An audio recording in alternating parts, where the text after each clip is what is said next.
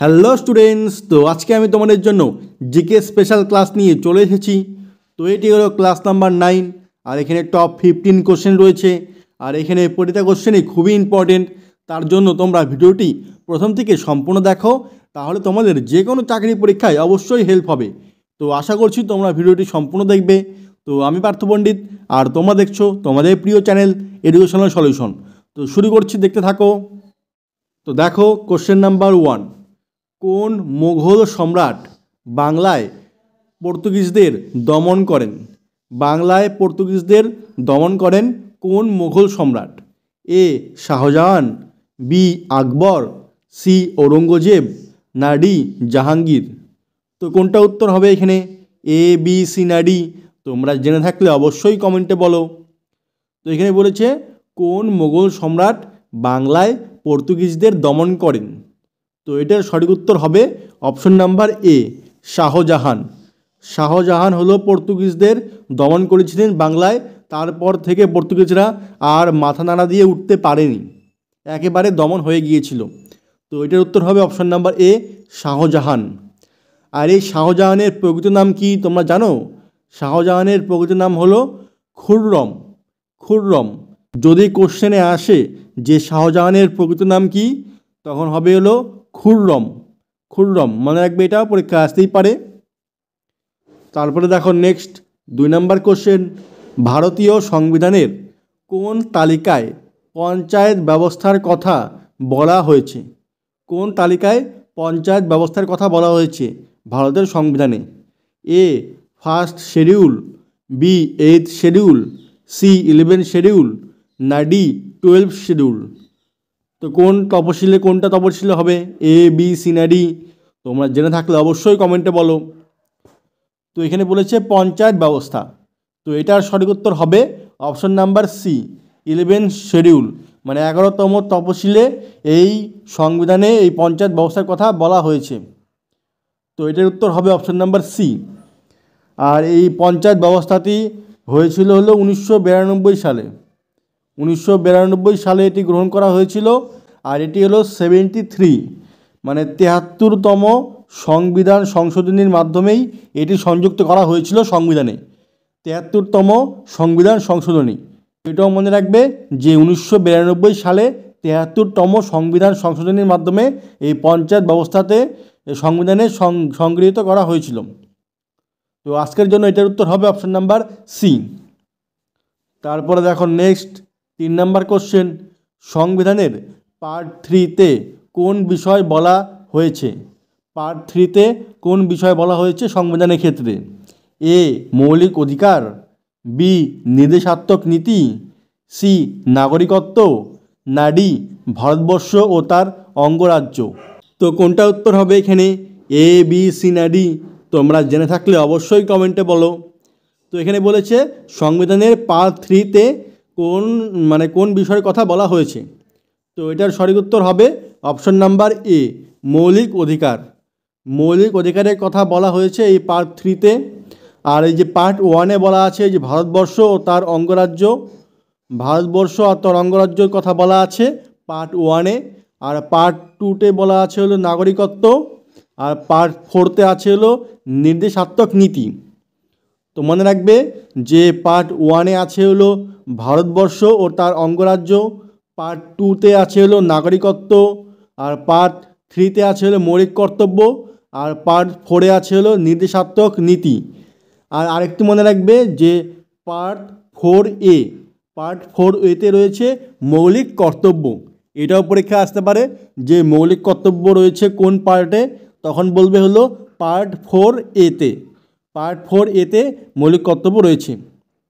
তো আজকের জন্য এটার উত্তর হবে অপশন নাম্বার এ। তারপরে দেখো নেক্সট 4 নম্বর কোশ্চেন, ভারতের আকস্মিকতা তহবিল কার হাতে ন্যস্ত থাকে? ভারতের আকস্মিকতা তহবিল কার হাতে ন্যস্ত থাকে? এ অর্থমন্ত্রী, বি প্রধানমন্ত্রী, সি স্পিকার, না ডি রাষ্ট্রপতি? তো কোনটা উত্তর হবে এখানে? এ, বি, সি না ডি? তোমরা জেনে থাকলে অবশ্যই কমেন্টে বলো। তো এখানে বলেছে ভারতের আকস্মিকতা তহবিল কার হাতে ন্যস্ত থাকে। তো এটার সঠিক উত্তর হবে অপশন নাম্বার ডি, রাষ্ট্রপতি। রাষ্ট্রপতির হাতে ন্যস্ত থাকে। তো এটার উত্তর হবে অপশন নাম্বার ডি। তারপরে দেখো নেক্সট 5 নাম্বার কোশ্চেন, বিধান পরিষদের সদস্য হতে হলে প্রার্থীকে কমপক্ষে কত বছর বয়স্ক হতে হবে? এ 18 বছর, বি 25 বছর, সি 30 বছর, না ডি 35 বছর? তো কোনটা উত্তর হবে এখানে, এ বি সি না ডি? তোমরা জেনে থাকলে অবশ্যই কমেন্টে বলো। তো এখানে বলেছে বিধান পরিষদের সদস্য হতে গেলে প্রার্থীকে কমপক্ষে কত বছর বয়স্ক হতে হবে? তো এটার সঠিক উত্তর হবে অপশন নাম্বার সি, 30 বছর। তো বিধান পরিষদের ক্ষেত্রে 30 বছর বয়স হতে লাগবে কমপক্ষে। তো এটার উত্তর হবে অপশন নাম্বার সি। আর যদি বলে যে লোকসভা বা বিধানসভার ক্ষেত্রে কত বছর লাগবে, তখন হবে হলো 25 বছর। 25 বছর হলো লোকসভা ও বিধানসভার ক্ষেত্রে। আর যদি বলে রাষ্ট্রপতি, উপরাষ্ট্রপতি, এই সবগুলো বয়সের সীমা হলো 35 বছর। কমপক্ষে 35 বছর বয়স লাগবে রাষ্ট্রপতি উপরাষ্ট্রপতি হতে হলে। তো সবগুলি মনে রাখবে, পরীক্ষা আসতেই পারে। তারপরে দেখো নেক্সট 6 নাম্বার কোশ্চেন, গুপ্ত সাম্রাজ্যে প্রথম চন্দ্রগুপ্তের পরবর্তী রাজা কে ছিলেন? এ শ্রীগুপ্ত, বি সমুদ্রগুপ্ত, সি দ্বিতীয় চন্দ্রগুপ্ত, না ডি প্রথম কুমারগুপ্ত? তো কোনটা উত্তর হবে এখানে, এ বি সি না ডি? তোমরা জেনে থাকলে অবশ্যই কমেন্টে বলো।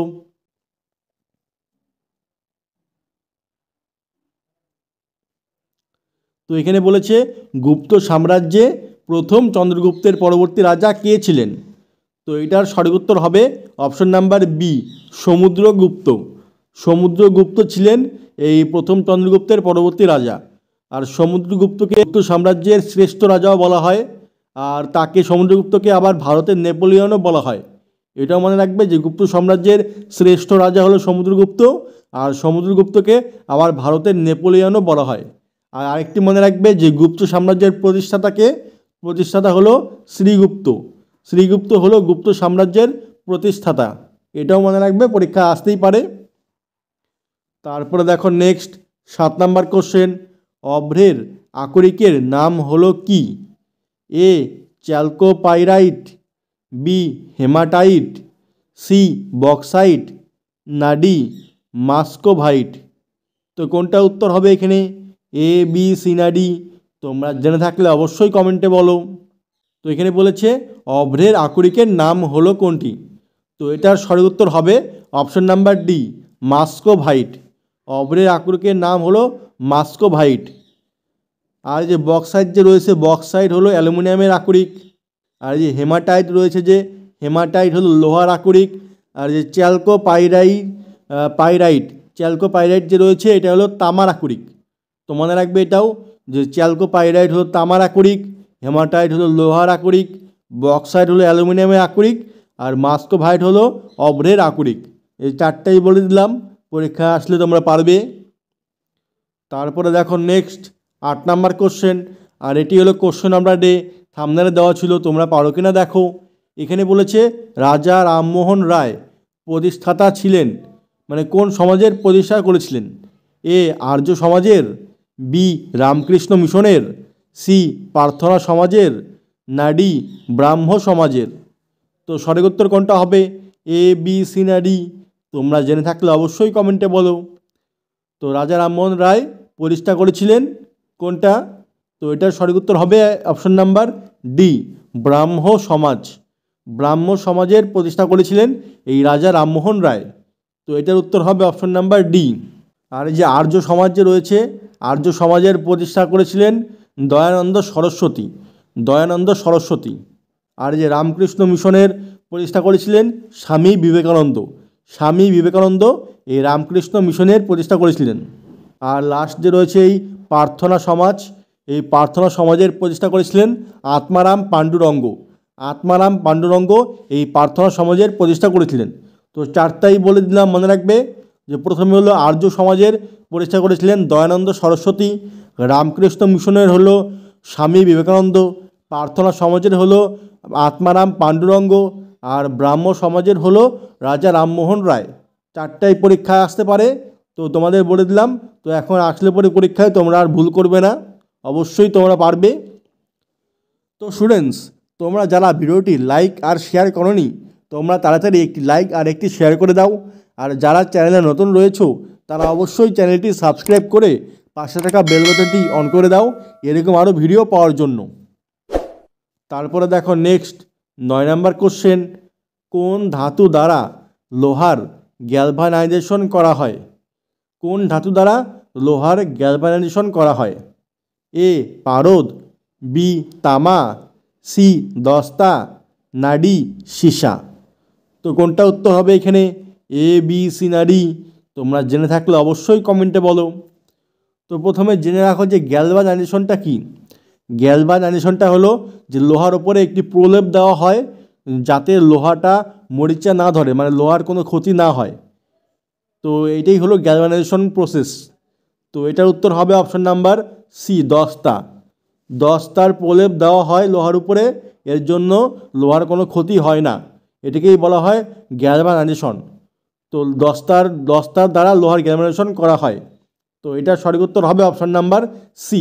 তারপরে দেখো নেক্সট 10 নম্বর কোশ্চেন, নায়াগ্রা জলপ্রপাত কোথায় অবস্থিত? এ আমেরিকা যুক্তরাষ্ট্র ও কানাডার সীমান্তে, বি আফ্রিকা, সি ব্রাজিল, না ডি অস্ট্রেলিয়া। তো কোনটা উত্তর হবে এখানে? এ, বি, সি না ডি? তোমরা জেনে থাকলে অবশ্যই কমেন্টে বলো। তো এখানে বলেছে নায়াগ্রা জলপ্রপাত কোথায় অবস্থিত। তো এটার সঠিক উত্তর হবে অপশন নাম্বার এ, আমেরিকা যুক্তরাষ্ট্র ও কানাডার সীমান্তে। আমেরিকা যুক্তরাষ্ট্র কানাডার সীমান্তে এই নায়াগ্রা জলপ্রপাতটি অবস্থিত। তো এটার উত্তর হবে অপশন নাম্বার এ। তারপরে দেখো নেক্সট 11 নম্বর কোশ্চেন, ভারতের সবথেকে বেশি জনঘনত্ব বিশিষ্ট কেন্দ্রশাসিত অঞ্চল কোনটি? কোনটি কেন্দ্রশাসিত অঞ্চল যেখানে সবথেকে বেশি জনঘনত্ব রয়েছে? এ লাদাখ, বি দিল্লি, সি বিহার, না ডি আন্দামান ও নিকোবর দ্বীপপুঞ্জ। তো কোনটা উত্তর হবে এখানে? এ, বি, সি না ডি? তোমরা জেনে থাকলে অবশ্যই কমেন্টে বলো। তো প্রথমে জেনে রাখো যে ভারতের কেন্দ্রশাসিত অঞ্চল কয়টি। তো ভারতের কেন্দ্রশাসিত অঞ্চল হলো 8টি। 8টি রয়েছে হলো ভারতের কেন্দ্রশাসিত অঞ্চল। 8টি রয়েছে ভারতের কেন্দ্রশাসিত অঞ্চল, এটা মনে রাখবে। আর সবথেকে বেশি জনঘনত্ব যদি থাকে কেন্দ্রশাসিত অঞ্চলের মধ্যে তখন হবে option number B, Delhi. Delhi হয়ে যাবে সবথেকে বেশি জনঘনত্ব বিশিষ্ট কেন্দ্রশাসিত অঞ্চল। আর যদি আয়তনের নিরিখে বলা হয় তাহলে সবথেকে বড় কেন্দ্রশাসিত অঞ্চল হবে লাদাখ। লাদাখ সবথেকে বড় কেন্দ্রশাসিত অঞ্চল, কিন্তু জনঘনত্বের দিক থেকে দিল্লি সবথেকে বেশি জনঘনত্ব বিশিষ্ট। আর যদি বলে যে ভারতে কেন্দ্রশাসিত আর রাজ্যগুলির মধ্যে মানে মিক্সচার করে যদি বলা হয় তাহলেও দিল্লি হবে উত্তর। আর যদি শুধু বলে যে রাজ্যর দিক থেকে তখন কিন্তু বিহার হয়ে যাবে। শুধু রাজ্য বললে বিহার হবে। তো সবগুলো যেগুলো বললাম সেগুলো মনে রাখবে, পরীক্ষায় আসতেই পারে। তো আজকের জন্য এটার উত্তর হবে অপশন নাম্বার বি। তারপরে দেখো নেক্সট 12 নম্বর কোশ্চেন, সবুজ বিপ্লব শব্দটি কে চালু করেন? A Norman Borlaug, B doctor William Gaud, C Iyer, না ডি ডক্টর এম.এস. স্বামীনাথন। তো কোনটা উত্তর হবে এখানে? এ, বি, সি না ডি? তোমরা জেনে থাকলে অবশ্যই কমেন্টে বলো। তো এখানে বলেছে সবুজ বিপ্লব শব্দটি কে চালু করেন। তো এটার সঠিক উত্তর হবে option number B, doctor William Gaud. Doctor William Gaud এই সবুজ বিপ্লব শব্দটি চালু করেন। আর এই সবুজ বিপ্লবের জনক কাকে বলে? জনক হলো নরম্যান বোরলগ। এই নরম্যান বোরলগকে সবুজ বিপ্লবের জনক বলা হয়। আর যদি বলে ভারতীয় সবুজ বিপ্লবের জনক কে, তখন হবে ডক্টর এম.এস. স্বামীনাথন। এটি হলো ভারতীয়। আর অল যদি বলে তাহলে হবে নরম্যান বোরলগ। আর শুধু ভারতীয় বললে এম.এস. স্বামীনাথন। এটি হলো সবুজ বিপ্লবের জনক। আর শব্দটি চালু করেন অপশন নাম্বার বি, উইলিয়াম গান্ডে। তারপরে দেখো নেক্সট 13 নম্বর কোশ্চেন, G20 2023 শীর্ষ সম্মেলন কোথায় অনুষ্ঠিত হলো? 2023 G20 সামিট মানে কোথায় অনুষ্ঠিত হলো? এ ফ্রান্সের প্যারিসে, বি ভারতের দিল্লিতে, সি ইটালির রোমে, না ডি ইন্দোনেশিয়ার বালিতে? তো কোনটা উত্তর হবে এখানে? এ, বি, সি না ডি? তোমরা জেনে থাকলে অবশ্যই কমেন্টে বলো। তো এখানে বলেছে G20 সামিট 2023 সালে কোথায় অনুষ্ঠিত হয়েছিল?